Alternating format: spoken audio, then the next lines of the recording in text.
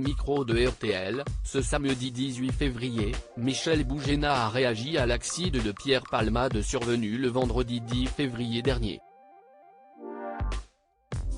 L'humoriste se dit terrifié par les agissements du comédien français de 54 ans. Le tableau de Pierre Palmade s'assombrit à mesure que passent les jours.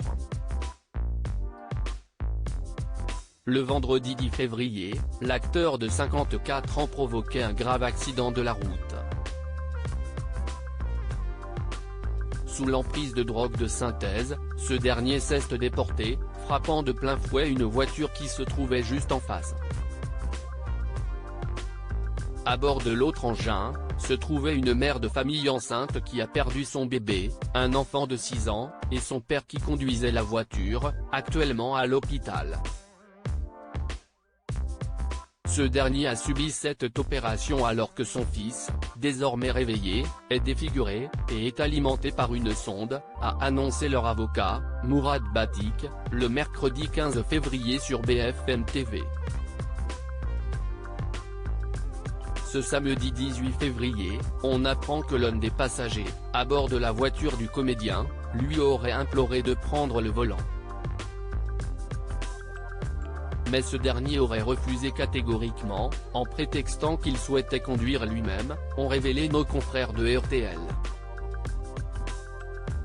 Michel Boujena horrifié par l'accident provoqué par Pierre Palmade vendredi 17 février, Pierre Palmade a été mis en examen pour homicide involontaire et blessure involontaire avec circonstances aggravantes. Ce samedi 18 février, Michel Boujena a pris la parole au micro d'Ophélie Meunier dans l'émission Le Grand Studio pour revenir sur ce tragique accident de la route, qui suscite la stupéfaction de nombreuses personnalités publiques. Si est-il le cas pour Sylvie Ortega Muno, qui n'a pas mâché ses mots avec l'ancien ami de son défunt compagnon, Ludovic Chancel. L'animatrice radio a donc demandé à Michel Boujena si l'ancien mari de Véronique Sanson pouvait se sortir de ses addictions. Je crois aujourd'hui, hélas, si est-il terrible, qu'il ne s'agit pas de ses addictions. Je pense qu'il ne peut pas sortir de la situation dans laquelle il s'est mise. La culpabilité chez lui doit être incroyablement forte. Je ne sais pas comment. Si est-il terrible, a-t-il expliqué.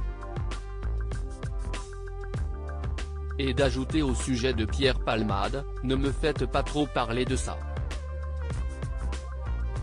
Ça me terrifie parce que je le connais, mais ça me terrifie aussi pour tous les gens qui souffrent de tout ça.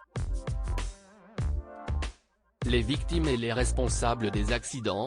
Moi, j'ai fait beaucoup de routes dans ma vie et je me demandais pourquoi on n'arrêtait pas ces gens, a-t-il poursuivi, la voix tremblante. Il espère toutefois que cet accident, aussi terrible soit-il, puisse aider tous ceux qui se défoncent, comme des malades à se poser la question des conséquences de leurs actes et de la destruction que ça peut causer à soi et aux autres. Le message est passé.